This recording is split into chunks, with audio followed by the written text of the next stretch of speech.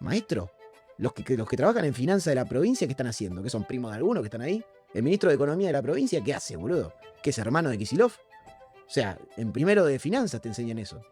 Si vos no puedes planificar la compra de divisas extranjeras para el pago de deuda para tu provincia en 5 o 6 meses, sos un idiota. Hicieron perder plata a toda la provincia con el simple hecho de llegar con el tipo de cambio volado a las elecciones. Perfecto, genial. ¿Cuánta gente que va a votar el domingo sabe esto? No. Ok. Es más, ven la de sube el tipo de cambio, se está yendo todo al carajo, el gobierno tuvo que intervenir. Obvio. Y aparte, eso que dicen no flota más, interviene. No. El tipo de cambio sigue flotando porque lo que hace que no flote es que intervenga o no el Banco Central. El Banco Central no está interviniendo. El que salió a dar liquidez al mercado fue el Tesoro, que son dos cosas distintas. Porque entiendo que vieron esta jugada. Yo no entiendo por qué la vieron tan tarde. O sea, no sé qué pasó ahí. Porque Kicillof hizo la primera jugada de su vida de ajedrez, pero tampoco Kicillof es un idiota. Te gana mentalmente Kicillof, te tenés que retirar, boludo. O sea, a Maduro le puede ganar Kicillof. Pero yo no entiendo por qué el gobierno salió tan tarde. Entiendo que estaban tapados de quilombo, tienen los audios, todavía no lo resolvieron. Tienen 200 millones de quilombo y no se la vieron venir de que el enano comunista les estaba haciendo esa. Hola a todos, bienvenidos a un capítulo más del Protagonista, una semana muy movida a nivel nacional. Hoy es domingo, así que hoy se vota. Vamos a ver seguramente la semana que viene todas las repercusiones. Pero hoy nos toca una edición más de El que apuesta el peso.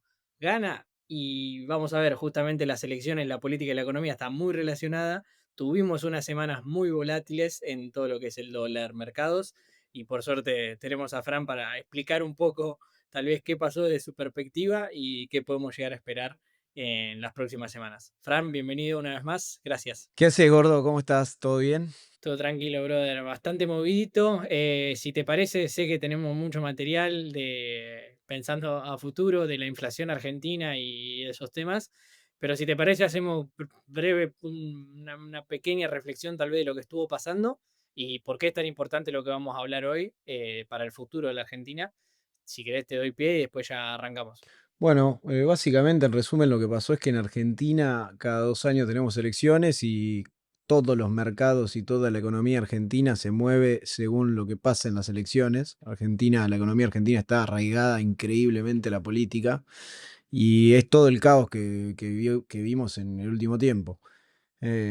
Sumale leyes del Congreso atacando el superávit fiscal, a eso sumale los audios de Españolo y la crisis en el gobierno, y también sumale de que en septiembre tenés las elecciones de provincia de Buenos Aires antes de las elecciones nacionales, que Buenos Aires es, digamos, el lugar más importante o en el que mejor está posicionado el kirchnerismo.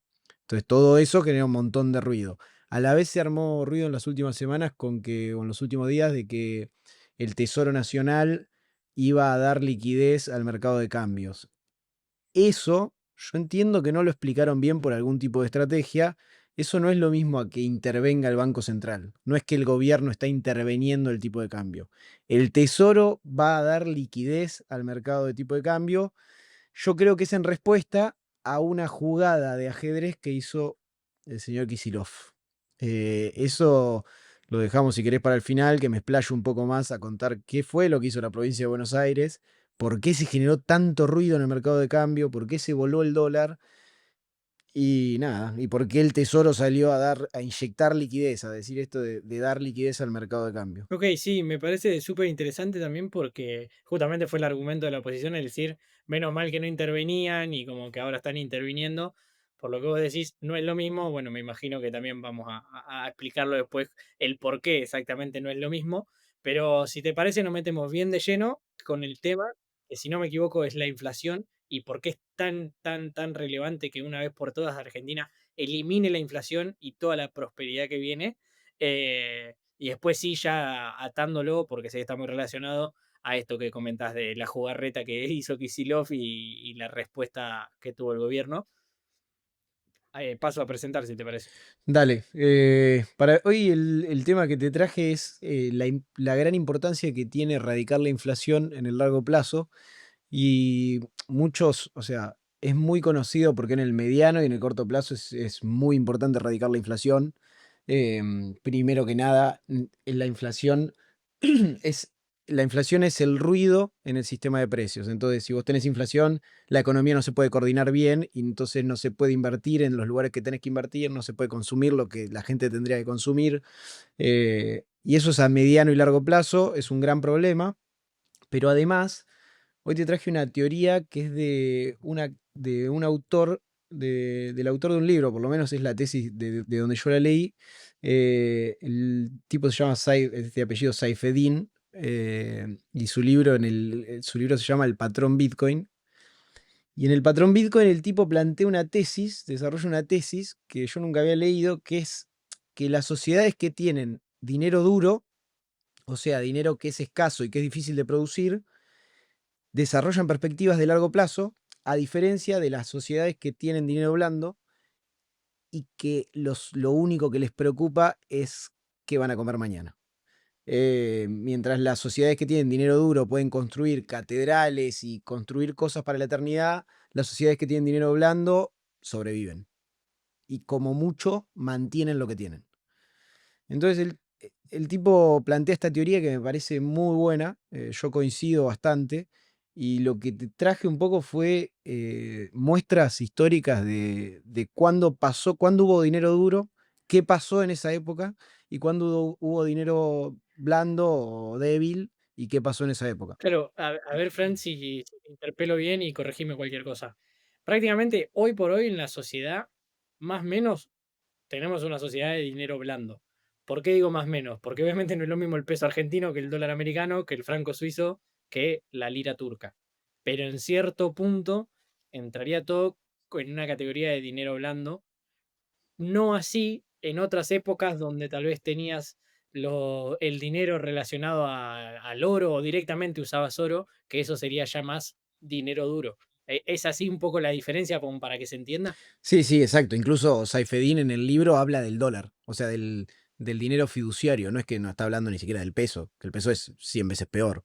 Claro. El tipo lo que dice es que después de la Segunda Guerra Mundial, cuando rompimos el patrón oro, que era el sistema monetario antiguo, más que nada después de 1971, nos convertimos en una sociedad de dinero blando y él habla de las consecuencias que eso trajo.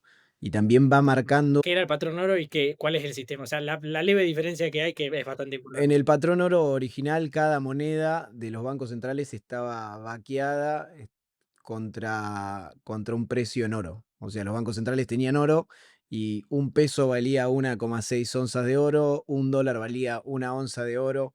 Entonces, no podías emitir como vos quisieses tu dinero porque vos tenías que tener el oro para respaldarlo. Básicamente, tenías dinero en oro, pero con la facilidad que te daban los billetes. Con era dinero duro. Tu dinero estaba representado por el oro. Que el oro es escaso y es difícil de producir. Y como ya tiene muchísimas décadas de producción, es muy difícil llenar, digamos, producir muchísima cantidad de oro o una cantidad representativa como para que la oferta se agrande mucho. Es un dinero duro.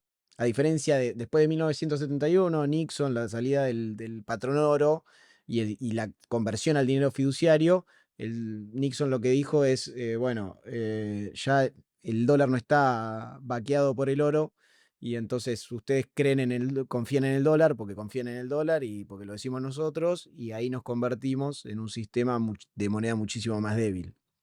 Por más de que hay una diferencia muy amplia entre el dólar, el franco suizo y el peso argentino. Sí, pero en definitiva son lo mismo. O sea, están ligados a que la gente confía en teoría en la moneda y en el gobierno que la está emitiendo. Después tenés la variable de que la gente confía mucho menos en el argentino que en el americano, ponele. Exactamente. Bueno, este gráfico, o sea, la idea de la charla es terminar entendiendo por qué para Argentina es increíblemente necesario y la prioridad número uno, erradicar la inflación y volver a tener una moneda fuerte. Este gráfico lo que muestra, que es el que vamos a retomar al final, es el nivel de planificación que tenía Argentina, que va del 0 al 10. Obviamente 10 siendo muy importante la planificación y pudiendo planificar a largo plazo, y de 0 a 3 estás en niveles de sobrevivencia, nada más sobrevivís. Entonces lo que podemos ver ahí es que de 1880 más o menos a 1912 o 1900 con algunos idas y venidas, Argentina con el patrón oro podía planificar muchísimo y a muy largo plazo. Y bueno, después empezamos a emitir moneda, la creación del Banco Central, rompimos la moneda, empezamos a procesar crisis monetarias una tras de otra y ahí lo que puedes ver es que Argentina terminó en niveles de sobrevivencia. O sea, abajo del 3 sobrevivís y con suerte mantenés lo que construiste antes. Tenés los 10 años de la convertibilidad de moneda un poco más dura, pero al ser solo 10 años tampoco es que pudiste construir o planificar demasiado. Mm. Ahora, si querés, pasemos a la otra, que es Sí, un comentario antes de pasar, que es algo que me sorprende y mucho. Si te pones a pensar, grandes monumentos y estructuras de Argentina, tal vez más específico de la ciudad de Buenos Aires, vienen de esos años, de esa planificación justamente que vos comentás. La verdad que no tengo bien los datos, pero yo entiendo que el Teatro Colón y muchas de 1908. esas, mirá, Mi bueno, 1908 se inauguró el Teatro Colón, 1910 se inauguró la Basílica de Luján, 1936 la Casa Rosada, que tardó 22, no, 1936 el Obelisco, perdón, 1877 la Casa Rosada, que tardó muchísimos años en construirse. Pero de eso vamos a retomar. La Basílica de Luján tardó 45 años en construirse. Y esa es lo que apunto. O sea, esa es la que apunta toda la charla. De que Argentina es capaz de hacer todas las cosas que se hicieron en cualquier parte del mundo, pero vos necesitas esto. Principal, o sea, primero que nada, una moneda dura. Entonces, en la tesis de Saifeddin, lo que el tipo dice con esto de que las sociedades con dinero duro desarrollan perspectiva de largo plazo, tienen una preferencia temporal baja. O sea, la gente que vive en sociedades de dinero duro tiene una preferencia temporal baja. ¿Qué es la preferencia temporal? La preferencia temporal es cuánto preferís vos consumir hoy contra consumir en el futuro. Si vos tenés una preferencia temporal alta, vos preferís consumir todo hoy o preferís las ganancias de tu trabajo, de lo que sea hoy. Ahora, si tu preferencia temporal es baja, vos estás dispuesto a sacrificar consumo de hoy o beneficios de hoy por obtener mejores o más cosas en el futuro. Si vos querés construir cosas que perduren y que sean y que puedas crecer con ellas, tu preferencia temporal tiene que ser baja, ¿entendés? Ahora, cuando las sociedades tienen dinero débiles, su preferencia temporal es alta y prefieren las cosas inmediatamente, porque si no la inflación te corre, siempre te está corriendo. Esa es la tesis principal. Para explicar esto, tendríamos que ir por ahí a la primera historia de crisis de moneda gigante que hubo en la historia occidental, que es con el Imperio Romano. Voy a intentar explicar rápido qué pasaba en el Imperio Romano. El Imperio Romano fue uno de los imperios más largos y más grandes de la sociedad occidental, duró 500 años más o menos, después se extendió con el bizantino, pero no importa. La cuestión es que, ¿cómo se vivía en el Imperio Romano? Los emperadores de Roma lo que hicieron fue que en la ciudad de Roma se viva muy bien, muy por encima de las posibilidades de todo el resto del mundo. En Roma había bienes y servicios o gratis o a muy bajo costo, se vivía espectacular. Entonces lo que empezó a pasar es que la gente de los alrededores, que vivía en la extrema pobreza, como todo el mundo vivía en esa época, la gente de los campos, etcétera, estuvo incentivada a mudarse a Roma. Entonces Roma cada vez tenía más gente, cada vez la gente vivía mejor en Roma. Obviamente eso lo que hacía era subir muchísimo el gasto público de los emperadores, que había un montón de gasto en la ciudad de Roma. ¿Cómo sostenía el Imperio Romano este gasto gigante que tenía la ciudad de Roma? Lo que hacía era conquistar tierras. O sea, el Imperio Romano se iba extendiendo, iba conquistando tierras, iba agarrando esclavos de las tierras que conquistaban, iban agarrando tierras fértiles y toda la riqueza que eso generaba terminaba en el gasto de Roma. Esto estuvo perfecto y estuvo muy bien hasta que la demanda en Roma subió tanto, había tanta gente yéndose a Roma y el gasto subió tanto que en un momento se fueron quedando sin tierras tan fértiles y tan ricas para conquistar. Entonces, los emperadores empezaron a tener una crisis bastante grande de cómo solventaban ese gasto. Y ahí hay que hablar un poco del dinero que tenían los romanos. Los romanos tenían monedas hechas con plata y con oro. Una de las monedas más importantes o más conocidas del Imperio Romano es el denario. El denario era una moneda hecha de plata y el denario estaba, en 95% del denario era compuesto por plata, ¿ok? En un principio. Entonces, lo que la gente no sabe es que el Imperio Romano termina colapsando por una hiperinflación. Por ahí, para la actualidad y la modernidad es raro creer que el Imperio Romano cae por una hiperinflación, más si vos crees que la inflación es en todo lugar un fenómeno monetario. Vos decís, ciertos tipos no tenían billetes y no imprimían billetes. ¿Cómo tienen inflación? Bueno, tenían mecanismos para imprimir billetes o imprimir monedas. Obviamente los mecanismos eran mucho más lentos que hoy, que vos vas al Banco Central y imprimís todos los billetes que quieras. Entonces, la crisis de inflación en Roma tardó muchísimos años en llegar, pero muchísimos. Ahora, cuando llegó no la pudieron parar y el Imperio Romano terminó colapsando con una crisis de deuda. El denario tardó, el denario pasó en 250 años de tener 95% de plata en su composición a solo 5%. O sea, devaluaron la moneda en un 90%. ¿Cómo lo hacían? Cuando los emperadores romanos llegaron a esta crisis de no tener tantas tierras para conquistar y que el gasto era cada vez mayor, a uno de los emperadores, que creo que fue Nerón, pero no me acuerdo ningún nombre, se le ocurrió esta gran idea, como a los políticos argentinos, de decir, che, no tenemos más tierras para conquistar, no tenemos muchos ingresos, pero nosotros recaudamos impuestos. Los impuestos se cobraban en denarios. Entonces, el tipo lo que se le ocurre es decir, agarremos todos los denarios, que tienen 95% de composición de plata, fundamos esos denarios y creemos el nuevo denario. Que el nuevo denario ahora no va a tener 95% de plata, va a tener 50% de plata. Entonces, lo que sucede es que vos juntás 100 monedas con 95% de plata, la fundís y con toda esa plata, creando nuevas monedas con el 50%, en vez de 100 tenés 200. Entonces, ese es el mecanismo de impresión de dinero que tenían los emperadores romanos.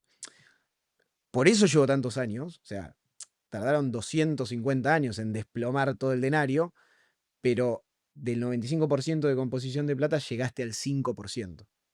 ¿Entendés? Como los mecanismos de transmisión de la economía en ese momento eran mucho más lentos, tardaste más en ver los efectos negativos. Ahora, una vez que empezaron, no los pudieron parar. Ahí el gráfico que muestro es más o menos digamos, la dureza del denario alrededor del tiempo. Va del 0 después de Cristo al 250. Y si vos lo ves bien, el denario fuerte duró más o menos bueno, varios años antes de Cristo, hasta más o menos creo que el 27 antes de Cristo, hasta el 130 después de Cristo. Hasta ahí tenían dinero duro los romanos. Después empezó a decaer. O sea, después la devaluación empezó a ser cada vez más fuerte hasta que en un momento colapsaron. Si vos te Bien. fijás en las... Obviamente el Imperio Romano construyó cosas increíbles. Cualquiera que fue a Roma entiende lo que fue eso. Hay construcciones de esa época que todavía hoy impresionan. Si estuviste al lado del Coliseo, te vuelve loco. Desde el año 0 hasta el 130 de Roma, vos tuviste el dinero duro. Roma construyó el Coliseo, los foros imperiales y los grandes acueductos, que fueron como la gran tecnología de Roma, de, desde el año 27 hasta el año 150. Después del año 150, lo único que construyó Roma fueron murallas defensivas, que tampoco es la gran muralla de China, son murallas defensivas para defenderse de los ataques del resto de las sociedades. Ahora, todas las grandes construcciones que conocemos del Imperio Romano están hechas hasta el 150. Porque el Coliseo duró años en construirse. Y vos no podés construir algo a 20, 30, 40, 100 años si no confías en tu moneda. Es imposible. Incluso la gente no tiene el incentivo de hacerlo. ¿Se entiende? Sí, me impresiona hasta qué punto puede llegar a influir el poder de una moneda hasta en la psicología humana, que igualmente nosotros como argentinos lo hemos visto y lo vivimos en carne propia. O sea, en la Argentina o el joven argentino, nosotros somos un ejemplo de viviente. Nosotros cuando teníamos tal vez 20 20 y pico de años, que hace nada, hace 5 o 6 años, ponerle, teniendo una crisis inflacionaria increíble, sin tener expectativa de que iba a mejorar, no te quedaba otra. O sea, realmente le preguntabas a cualquier joven de 20 años en ese momento y no te podía proyectar de acá a 10, 15, 20 años, porque era impensado. Por- Porque era tal el cortoplacismo que impulsado mucho, mucho y muchas veces por la moneda, que es imposible proyectar y está totalmente relacionado. Si lo llevas a gran escala en un lapso de tiempo gigantesco, te pasa esto, te pasa Roma, te pasa los 1900 de Argentina, y bueno, y llevarlo a nivel mundial y es lo mismo. Sí, sí, exacto. Incluso después de la caída del Imperio Romano, que tenés la Edad Media tuvo varias épocas de lo que se llama oscurantismo, en el que no había demasiadas construcciones, las pocas que habían duraban más de 200 años, porque no había incentivo a construirlas rápido, em, no había arte. Eso también es increíble, porque yo no soy un gran fanático del arte, pero lo que sí entiendo es que el arte, estas construcciones, las catedrales, son cosas que suelen inspirar a la gente porque los propios que la construyeron estaban construyendo algo que posiblemente ellos no iban a haber terminado. Entonces, la inspiración viene de construir algo que va más allá de tu vida, de intentar dejarle algo a las generaciones que vienen. ¿Entendés? Eso es apuntar bastante alto. Y vos lo podés hacer cuando la sociedad tiene dinero duro. Pero si querés, vayamos a otros ejemplos.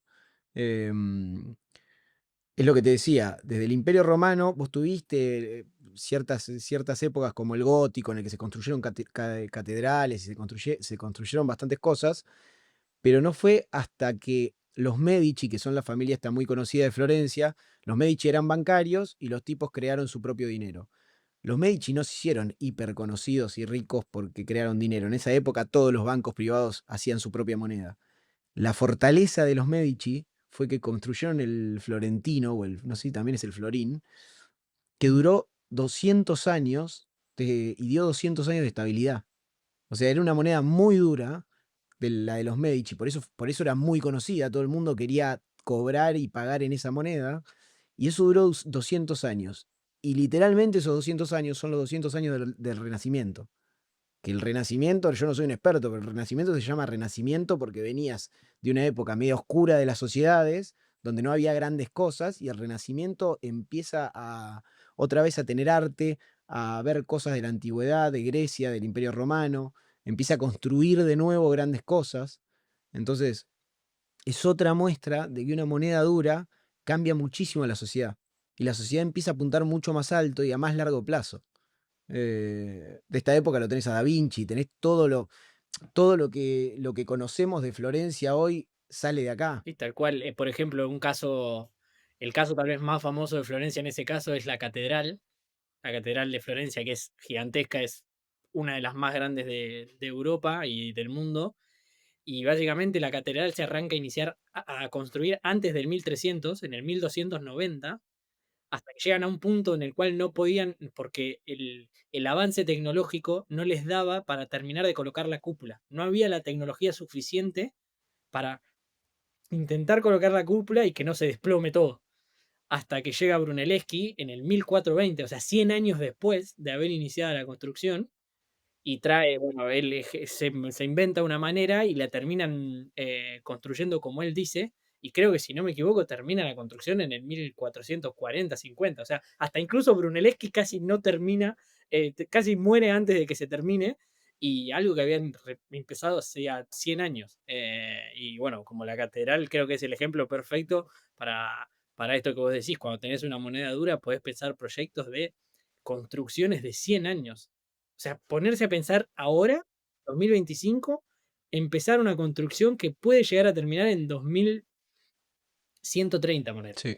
Es totalmente impensado. Sí, sí, en Florencia y en el Renacimiento tenés lo que dijiste, la cúpula de Brunelleschi, Donatello, Botticelli, lo tenés a Miguel Ángel, o sea, ahí vuelve a aparecer la Capilla Sixtina, vuelve a aparecer esto de construir para algo que no, que por ahí vos no veas terminado, y que es una construcción para la eternidad, que es Mm. literalmente lo que son las catedrales. También porque entiendo que alguien puede pensar, bueno, pero la tecnología no es la misma y los tiempos cambiaron y ahora es todo mucho más rápido, se puede generar algo más rápido.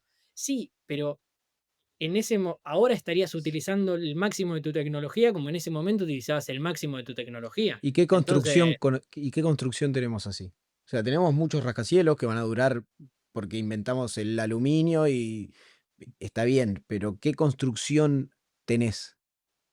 O sea, incluso con infinita más tecnología de la que tenías antes, no tenés gente construyendo cosas así, o artistas como los de esa época. gente, paso a comentarle que estoy muy cerca de que YouTube me empiece a pagar por el contenido. Ya cumplí uno de los dos requisitos y solo me falta llegar a la cantidad mínima de suscriptores. Así que si te está gustando la charla, te pido por favor que no te olvides de suscribirte. YouTube no te va a cambiar en nada, no te va a mostrar notificaciones nuevas, no te va a cambiar en absolutamente nada. Y a mí realmente me acerca y me ayuda a cumplir el sueño de poder vivir de hacer entrevistas. Así que si te está gustando la charla, es un clic acá abajo, suscríbete y no te va a cambiar, te juro que en nada. Seguimos. Si querés pasar a otra que también habla un poco de lo que te decía hoy de las catedrales que se fueron construyendo durante el gótico.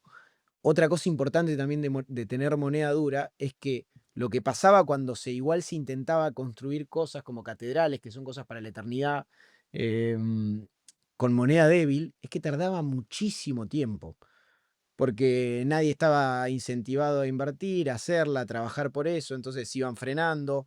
Entonces, lo que muestra un poco este gráfico es lo que ves que cuando el dinero era súper estable, vos tenés el récord mundial de una catedral gótica, que es la Catedral de Chartres. Eso tardó 26 años en construirse. Y en la otra punta tenés la Catedral de Colonia, que era cuando el dinero era totalmente débil. Esa catedral tardó 632 años en construirse. ¿Entendés? Y todas las que, por ejemplo, Notre Dame está en el medio. ¿Se entiende? Notre Dame, con un dinero relativamente estable en esa época, pero no un dinero totalmente duro, tardó 182 años en construirse. Porque cuando tenés dinero débil hay un montón de fricciones en qué moneda me vas a pagar, en cómo me vas a pagar, en cuánto me vas a pagar. ¿Entendés? Y la gente prefiere, no está incentivado a hacer algo así, prefiere hacer otra cosa. Estás en modo más de supervivencia que de empezar a pensar en cosas espirituales o que trasciendan tu generación. Claro. O sea, el dinero duro te ayuda a tener una perspectiva mayor, pero a su vez a construir las cosas más rápido. Exacto. Bueno, este es un poco el resumen de lo que vengo hablando. Incluso entran en la misma teoría, en la misma tesis, entran cosas como las pirámides de Egipto. O sea, literalmente con las pirámides de Egipto, en esa época se usaba el oro como moneda. ¿Entendés? Entonces, por más que tenemos un montón de dudas de cómo se construyeron o no las pirámides de Egipto, en ese momento se usaba el oro como moneda. Y ahí tenés una construcción como las pirámides de Egipto que sigue siendo una atracción hoy cuando vas a Egipto. El Partenón en Grecia, el Coliseo romano, ¿entendés? Y después tenés momentos de moneda débil y de crisis monetarias en las cuales no hay demasiado. No ves muchas cosas, salvo esto que tardaban 600 años en construirse. Volvés a tener arte y construcciones magníficas con el Renacimiento, volvés a tener grandes construcciones con el Patrón Oro, como la Torre Eiffel, por ejemplo, la red de ferrocarriles, perdón, en todo el mundo, ¿entendés? La revolución industrial se da un poco por eso, porque la revolución industrial nace a gracias de haber podido ahorrar y ahorrar muchísimo capital, y todo ese conjunto de capital que se ahorró y que se invirtió termina dando la explosión que fue la revolución industrial. Pero vos con dinero débil no hubieses podido llegar a eso, porque no tenías incentivos a ahorrar, a sacrificar el consumo de hoy por mañana. Para crear Mm. las cosas grandes y las importantes y las que te hacen crecer como país o como sociedad, vos tenés que tener incentivos a sacrificar cosas hoy porque en el futuro vas a obtener mejores cosas, ¿entendés? Sí, y como vos decís, o sea, es impresionante cómo los grandes motivos muchas veces por los que uno puede llegar a pensar en esas ciudades y querer visitarlas, Roma, el Coliseo, las pirámides de Egipto, como dijiste, el Partenón, cómo de qué año viene y es increíble que todo se haya dado más o menos en la misma época, considerando la historia como un todo. Y hasta incluso tuviste periodo, como vos dijiste, moneda blanda, no hiciste mucho, en la que empezaste a tener de vuelta una moneda más o menos dura y el patrón oro, volvieron a renacer todas estas cosas Y sí, para mí el ejemplo, bueno, el ejemplo que más cercano a nosotros es la Basílica de Luján. Nosotros tal vez la normalizamos porque la veíamos todos los días, pero es una construcción increíble que pensar en hacer una construcción de ese estilo hoy por hoy es imposible prácticamente. A nadie se le cruza por la cabeza. Sí, sí, incluso la basílica no es más chica que otras catedrales del mundo y Argentina la construyó en 45 años. Si querés volver a pasar la próxima, que es volver a Argentina, que es lo que decíamos al principio, de que las monedas duras, fíjate, la época dorada de Argentina fue del 1880 al 1930 aproximadamente, eh, y fíjate el nivel de planificación que tenés cuando tenés moneda dura, o sea, va del 9 al 10, y después cuando tu moneda empieza a ser débil y empezás a emitir y empezás a tener inflación, ya no podés planificar y la sociedad se convierte en sobrevivir y como mucho, con suerte, mantener lo que tenías. El accidente, por ejemplo, creo que fue en 2011 de los trenes de Once, más allá del político que haya estado de turno, tiene mucho que ver con eso. O sea, tu moneda ya está en un desastre y tu sociedad es tan cortoplacista que ni siquiera estás hablando de construir.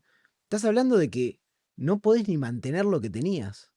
Argentina hoy tiene una red ferroviaria muchísimo peor de lo que era en el año 1900, ¿entendés? De lo que era en la época que tenías moneda dura.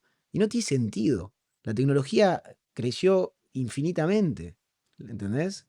Em, yo me acuerdo, Sí, también lo mismo ocurría con el metro, si no me equivoco. Si seguíamos creciendo al ritmo que se crecía cuando apenas empezó a construir el metro, a día de hoy creo que hubiese llegado hasta un poquito más allá del conurbano, una cosa impensada totalmente. sí, sí, era exacto lo que iba a decir. O sea, el metro de Argentina de Buenos Aires, de Cava, empieza en 1905 a construirse, creo, y era el segundo metro del mundo. El primero fue Londres, en Inglaterra, el segundo el de Argentina.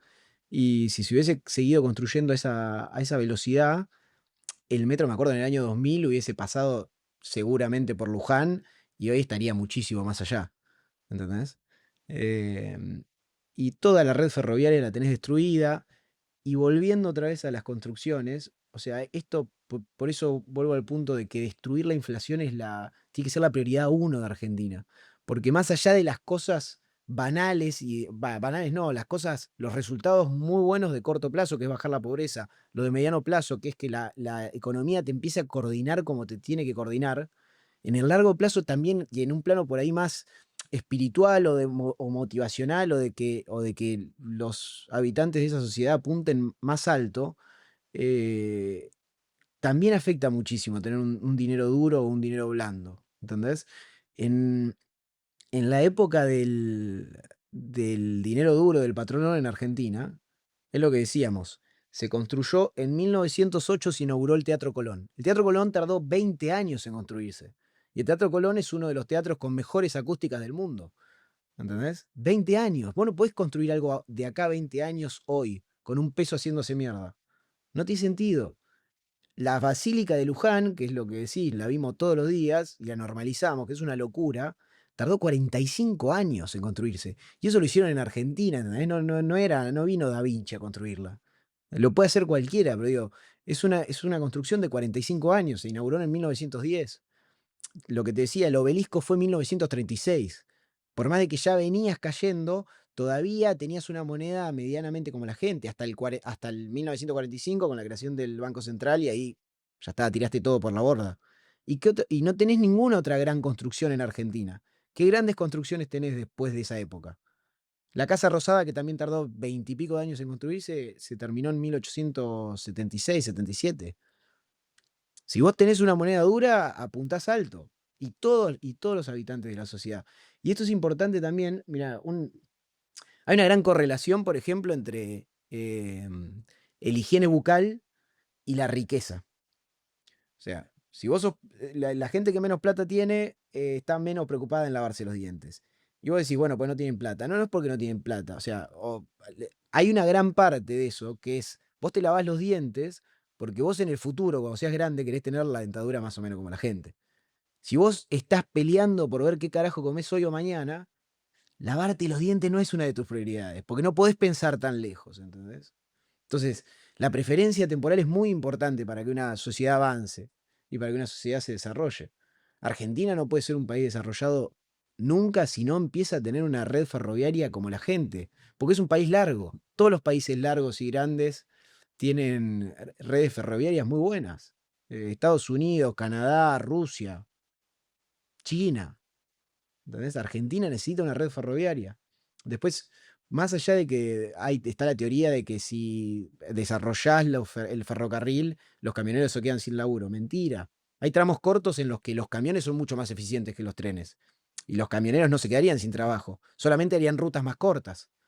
Pero subiría tanto la actividad que habría trabajo para todos. Y los mismos camioneros que están hoy trabajarían con rutas más cortas. ¿Entendés? Pero Argentina necesita una red, una columna ferroviaria.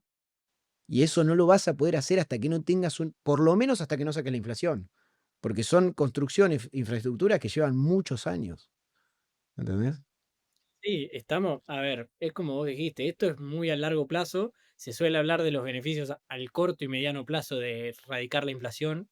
La pobreza es, sin lugar a dudas, el más evidente y uno de los más importantes, pero una vez sorteado eso, es verdad que está bueno seguir manteniendo y pensando a largo plazo por esto mismo, o sea, la relación es directa uno a uno, básicamente, y lo importante de que la sociedad en sí tenga una moneda dura, lo que sí, ya llevándolo a un escalón un poquito más mundial, suponiendo que Argentina puede sanear el peso y el Banco Central y la verdad que erradicamos la inflación, en sí vamos a seguir en una sociedad donde tenemos moneda blanda, porque el patrón va a seguir siendo el mismo. ¿Cómo ves un poco la evolución en ese sentido o para dónde crees que estamos encarando? Ahí tengo sentimientos encontrados, porque es verdad que dolarizarte te saca a los políticos argentinos, que son la peor parte de todo, o sea, que son peores que la mayoría del resto del mundo, salvo en algunos países africanos y Venezuela, le saca el control a ellos, ¿no? Ahora, creo que yo lo hablé con vos un día. Dolarizarte hoy es la peor estrategia de todas. Es el peor momento para dolarizarte de la historia. Porque hoy Estados Unidos viene, desde la crisis financiera de 2010, que es lo que contamos en un capítulo, Estados Unidos viene haciendo cualquier cosa con la moneda. Y tarde o temprano esos privilegios se rompen, o sea, se pierden. Tarde o temprano la gente va a empezar a sospechar y a desconfiar del dólar. Entonces, si vos te dolarizás hoy con todas las complicancias que eso conlleva, vas a ir a una moneda débil. Lo mejor que podrías hacer es hacer que tu moneda sea dura y que eso haya alguna garantía de que eso se mantenga por la eternidad. Con el peso y los políticos argentinos no va a pasar nunca eso. Por eso esta tesis sale del libro que se llama El patrón Bitcoin, porque el tipo después en los capítulos finales lo que da es el apoyo al Bitcoin, como lo que él dice es que tendríamos que volver a un patrón oro, pero con los beneficios del Bitcoin, una especie de patrón Bitcoin, ¿no? Por eso Claro, de ahí es el título del libro. Yo creo que a eso vamos a en- llegar. Tarde o temprano, en algún momento, de acá a 10, 15, 50 años, los bancos centrales van a respaldar su moneda en Bitcoin o en algún tipo de moneda de esas características, que sean muy escasas, que tengan limitada oferta. El Bitcoin incluso es muchísimo más duro que el oro en ese sentido. o sea, el oro nada te dice que la semana que viene se encuentre una reserva de oro que nunca se había encontrado en la vida y te aumenta la cantidad de oro disponible. En el Bitcoin en ese caso no pasa, la oferta está limitada y ya se sabe por código cuántos va a haber. Entonces, si para vos, en tus proyecciones, ¿crees que en algún momento se va a volver a un patrón mucho más duro, con una moneda mucho más dura, tal vez respaldada por el Bitcoin? En el medio puede ser que hagas tipo, que hagas como un paso previo a hacerlo, a volver a tener una especie de patrón oro, ¿o crees que puede llegar a venir una crisis tan grande y de ahí se salta el Bitcoin? No, no, yo creo que va a haber un patrón oro en el medio. O sea, seguro. Seguro va a haber un patrón oro. Aparte, lo que ves en los últimos años es los bancos centrales acumulando del mundo, acumulando muchísimo oro. China, el Banco Central de China hace ya varios años que viene acumulando mucho oro. El Banco Central de India también. Rusia está haciendo lo mismo. Los bancos centrales saben, o sea, yo entiendo que saben lo que es probable que pase, y nada, se están acumulando. A la vez, hay algunos bancos centrales o gobiernos, digamos, que tienen Bitcoin en su tesoro. Los dos que más tienen, que literalmente es una cantidad muy parecida, 190.000 Bitcoin cada uno casi aproximadamente, es Estados Unidos y China. No es casualidad tampoco. O sea, yo no creo que ellos estén dispuestos a ir a un patrón Bitcoin o algo así, pero por las dudas, están ahí. No, Em, hasta por lo menos no acumular un poco más, tal vez. claro. Pero bueno, eso también el Bitcoin le sacaría mucho el control y el poder de la moneda, entonces no creo que ninguno esté dispuesto a hacerlo. Al principio de la charla hablamos y medio hicimos el enganche con algo que había hecho Kicillof y cómo eso dio de respuesta del otro lado que el tesoro salga a dar liquidez o intervenir, depende de quién te lo diga, en el mercado de tipo de cambio. Contame, dijimos que esto estaba un poco relacionado. Contame cómo se relaciona o tal vez qué hizo Kicillof que para vos creo que no está tan bueno. Dale, lo voy a intentar contar sin enojarme mucho, pero anda pensando esto mientras lo voy contando. ¿Cuánta gente que va a votar ahora el domingo 7 de septiembre sabe o entiende esto que te voy a contar? La provincia de Buenos Aires, básicamente lo que pasó en las últimas semanas fue que el Tesoro del Nacional, el presidente, la nación, salió a decir que iban a dar liquidez al mercado de cambios, porque el dólar no paraba de subir, ¿no? Incluso con días marcados, había días marcados en los que el dólar subía mucho, había picos de subas. Vamos a la otra historia. La provincia de Buenos Aires, como todas las provincias, así como la nación, tiene deuda en dólares, tiene bonos en dólares que tiene que pagar. El primer vencimiento de deuda en dólares que tuvo la provincia de Buenos Aires fue en marzo de este año. El segundo vencimiento de deuda en dólares que tenía la provincia de Buenos Aires era el 1 de septiembre. Esto, la provincia de Buenos Aires, Kicillof y todos lo sabemos o sea, desde siempre. Vos sabés cuándo te vencen los bonos y para eso las provincias, salvo que tengan dólares propios, lo que tienen que hacer es con los pesos que recaudan de los impuestos, salir a comprar los dólares para pagar los bonos y la deuda. Ahora, si vos tenés que comprar, la provincia de Buenos Aires tiene que pagar 380 millones de dólares. El mercado de dólares argentino, el mercado argentino es muy chico. O sea, ese es un gran problema que tiene Argentina. Es muy chico para todo. El mercado de dólares de Argentina es increíblemente chico. El otro día que fue feriado en Estados Unidos, con 30 millones de dólares, una operación de 30 millones de dólares, te movió todo el tipo de cambio. Entonces, con 30, con 50 millones de dólares, haces un desastre en el tipo de cambio, en el mercado de cambios argentino. Imagínate con 380 millones de dólares. Cuando vos sos una institución grande, las instituciones grandes, los fondos de pensión, los seguros, Warren Buffett, las provincias, nación, cuando ellos tienen que intervenir o comprar o vender algo en el mercado, ellos no lo pueden hacer cuando quieren.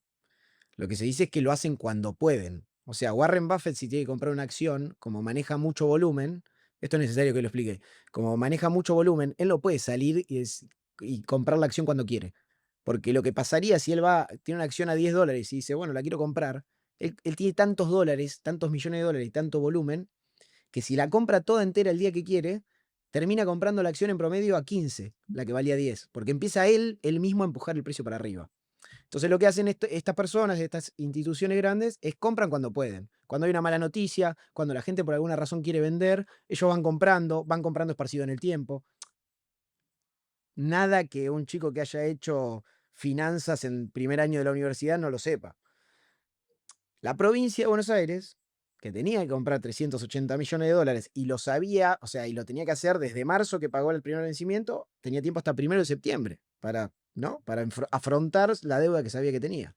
Tuviste unos 6 meses para ir comprando, digamos. Tuviste 6 meses, el dólar estaba en 1100, 1200, o sea, tenías un montón de ventanas. Y vos sabés que incluso si no querés especular con que el dólar va a subir o bajar, igualmente te conviene ir comprando en ventanas para no modificar el tipo de cambio que te juegue en contra.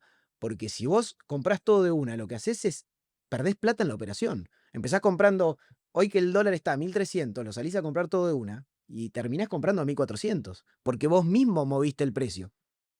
lo mismo que le puede llegar a pasar a Warren Buffett y por lo cual él compra de aparte para no terminar pagando más caro, es lo mismo para la provincia, digamos. Kicillof no está exento de esto. Si hace todo de una, termina comprando un dólar más caro y es peor para la provincia de Buenos Aires.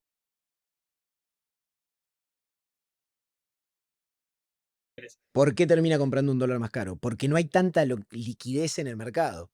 En el mercado, poner que yo quiero vender dólares y tengo $1000 para vender. Yo los vendo a 10. Yo los vendo a 1300. Pero vos querés comprar 20. Vos me comprás 10 a mí a 1300, pero los otros 10 se los vas a comprar a otro que por ahí seguramente te los va a vender más caro. 1310. Entonces, si vos tenés mucho para comprar, cada vez lo vas a tener que ir pagando a mayor precio y eso es lo que hace mover el tipo de cambio o el precio de las acciones o lo que sea. Entonces, pasemos el tiempo. El 8 de agosto, que esto yo te lo iba a comentar si hacíamos el capítulo antes, yo te iba a decir, che, me preocupa un poco que la provincia, no hay muestra de que la provincia de Buenos Aires esté comprando dólares y tiene que comprar 380 millones. El 8 de agosto saca un podcast Bull Market de economía, que hay un economista, Mauro Massa, que la tiene muy clara el tipo, y el chabón hablaba un poco de esto, y decía, el 8 de agosto decía, yo me imagino que Kicillof no va a hacer perder plata a la provincia, porque la plata de la provincia no es de Kicillof o del ministro de Economía de la provincia, que es otro pelotudo. Claro, la plata esa es la plata de los contribuyentes de la provincia de Buenos Aires, o sea, de los trabajadores, de las pymes. No es de ellos. Es la plata de la gente que paga impuestos. La gente que contribuye, los trabajadores, los pymes, los que están viendo en la calle y se compran un arroz y pagan el IVA, esa gente, esa es la plata de los contribuyentes. Entonces, Mauro Massa lo que decía es, Kicillof, vos no estarás esperando a último momento para comprar esto y desestabilizar el mercado de cambios haciéndole perder plata a la provincia, ¿no? Yo me imagino que vas a empezar a comprar ahora, 8 de agosto. Ya, ya estás tarde, pero vas a empezar, porque si no va a ser un quilombo y va a ser una catástrofe. Y le vas a hacer perder plata a los contribuyentes de la provincia por una jugarreta política. Dicho y hecho. O sea, lo que pasó las últimas semanas con el tipo de cambio es que vos no sabés quién está comprando, pero no había ninguna muestra de que Buenos Aires haya comprado $1 hasta el 8 de agosto, hasta el 15 de agosto, y después el tipo de cambio empieza a volar y el otro día hubo feriado en Estados Unidos y aparecieron unos jugadores bastante importantes a querer comprar dólares. Déjame dudar si no fue la provincia de Buenos Aires, déjame dudar de que es casualidad de que justo compran todo último momento a una semana de las elecciones, déjame dudar de que no estuvo hecho con mala leche, déjame dudar de que no hizo perder plata a la provincia a propósito, déjame dudar de que, porque vos me podés decir, bueno, pero es medio complejo lo que estás explicando, esta ingeniería financiera. Maestro, los que trabajan en finanzas de la provincia, ¿qué están haciendo? ¿Qué son primos de alguno que están ahí? El ministro de Economía de la provincia, ¿qué hace, boludo? ¿Qué es hermano de Kicillof? O sea, en primero de finanzas te enseñan eso. Si vos no puedes planificar la compra de divisas extranjeras para el pago de deuda para tu provincia en 5 o 6 meses, sos un idiota. Te tienen que echar. ¿Entendés? Y ahora hicieron perder plata a toda la provincia con el simple hecho de llegar con el tipo de cambio volado a las elecciones.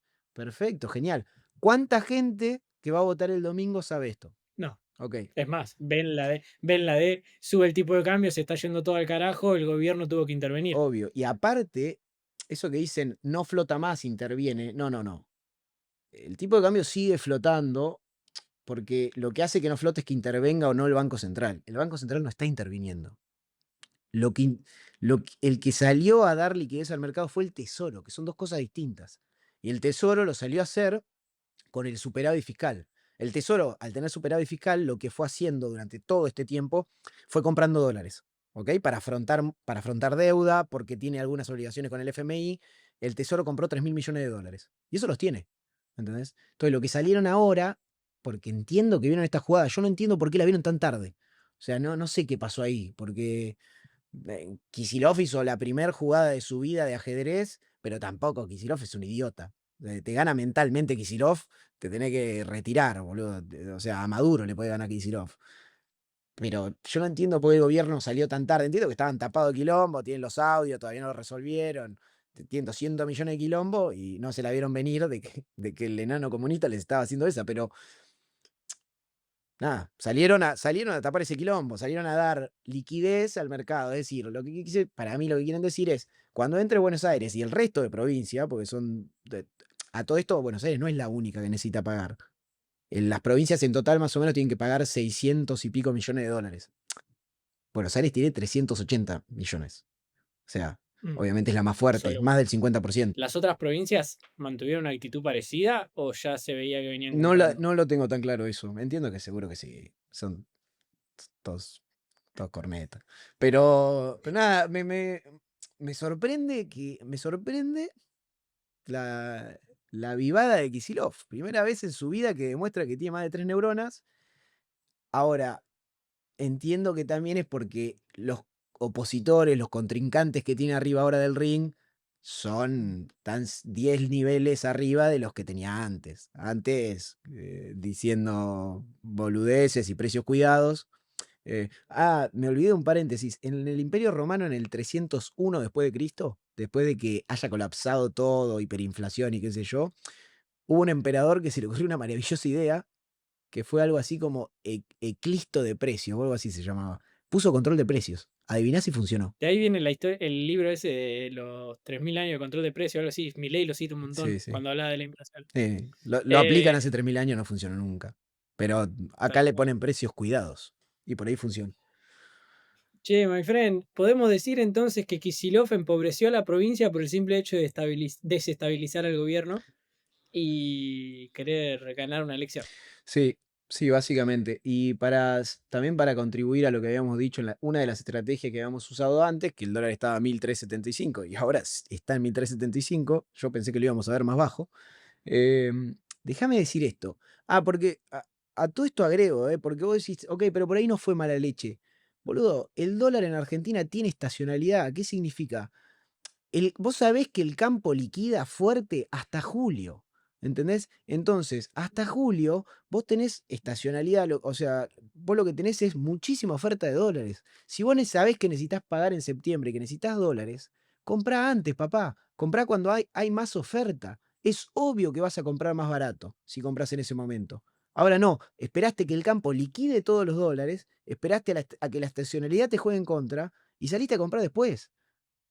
Fue Mm. totalmente mala leche, no me digan que Sí, o no. sea, no solo empobreció a la provincia, sino que hasta podría haberse ahorrado un par de manguitos si compraba cuando tenía que comprar. No, obvio que sí, eso es lo que te digo. Obviamente que perdió muchísima plata. O sea, hay muchísima plata ahí, ¿entendés? Muchísima plata en provincia, 300 millones de dólares, andás a ver cuánta plata perdió por hacer eso. Son varios Sí, no, sueldos, no. ¿entendés? Pero Lástima, qué lástima que el gobierno no se haya salido a explicar esto así, literal. Yo no lo escuché nunca, yo no lo escuché, por yo ejemplo. creo que hay alguna razón que yo no la sé por la cual no salen a explicar. Entiendo que o no pueden salir a decir esto, nada, después no me voy a poner técnico, pero hubo una resolución del Banco Central que permitía que las provincias compren los dólares cuando querían. Antes estaba prohibido que se haga esto. Quisieron dar libertad, hicieron esto. Para mí está bien, pero bueno, también los tenés a los otros aprovechando cada paso en falso que da, te tiran para abajo. Pero déjame decir esto. Ojo que con un resultado bueno o más o menos de las elecciones de septiembre y de octubre, y con toda esta presión que ejercían las provincias y en especial Buenos Aires sobre el tipo de cambio, después de septiembre, octubre, no te caiga como un piano el tipo de cambio. Que ahí yo creo que si pasa, el Tesoro Nacional tiene que salir a comprar dólares, porque los necesita. Para mí, si las elecciones no son un desastre y se te va esta presión compradora de las provincias al tipo de cambio, nos vamos para abajo. El gobierno, por lo que se ve, se siente bastante cómodo con el dólar entre 1250 a 1350. Ese rango dentro de las líneas de flotaciones, ese rango, el gobierno está bien, no interviene en los futuros. Y ahora, cuando se va de 1350, empiezan con los futuros, empiezan con las cositas. Sé que no es tu tema, sé que lo tuyo es la economía y de política hablo con otro. ¿Qué más? Te tiró un palito, dijo que está mucho de viaje, boludo, que le erró y que se tendría que haber dedicado a la economía, dice. Para, para, ¿Que eso lo tiró en el episodio? Sí, le tiró en el capítulo último que salió. No, bueno. Sí, tampoco veo muchas fotos de él trabajando, vos sabés, lo veo siempre de joda está, boludo. Una cosa de loco, hay que ser consultor, maestro. No me acuerdo el nombre Sí, del loco, pero muy bien, boludo. che, pronóstico, este capítulo sale domingo, seguramente antes de tener los resultados de las elecciones. Pronóstico es en provincia de Buenos Aires. Para mí hay un problema con la democracia que es literalmente lo que expliqué. Es lo mejor que inventamos, pero la democracia no es perfecta. O sea, ¿cuánta gente que va a votar el domingo sabe de esto o entiende de ciertas cosas que tiene que entender?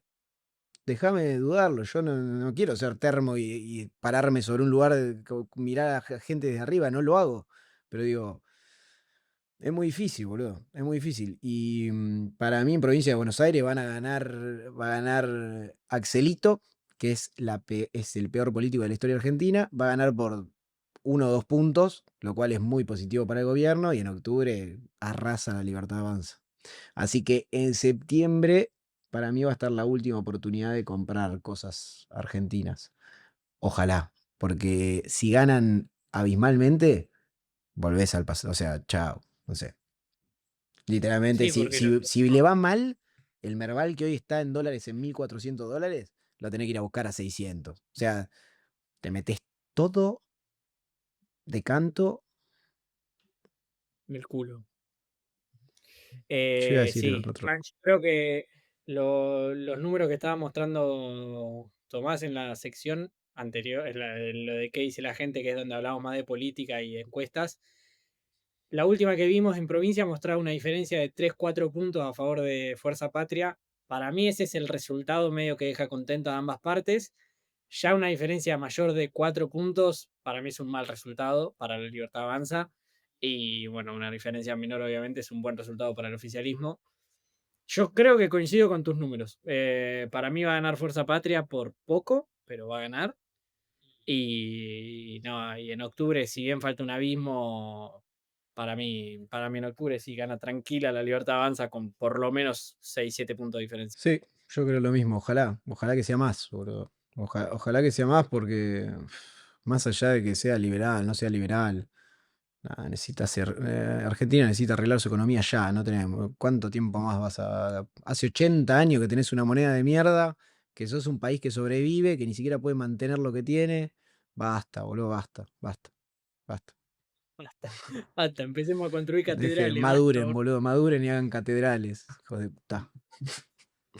Panza, creo que con una mano en el corazón te digo, fue el capítulo que más me entretuvo y más me gustó. Así que muy bueno porque vos preparaste todo y me parece que el tema estuvo excelente. Gracias, loco. De nada, bestia. Voy a hacer un comentario que posiblemente dejes afuera, pero entiendo que también es el capítulo más virgen de la historia, de la historia de los podcasts.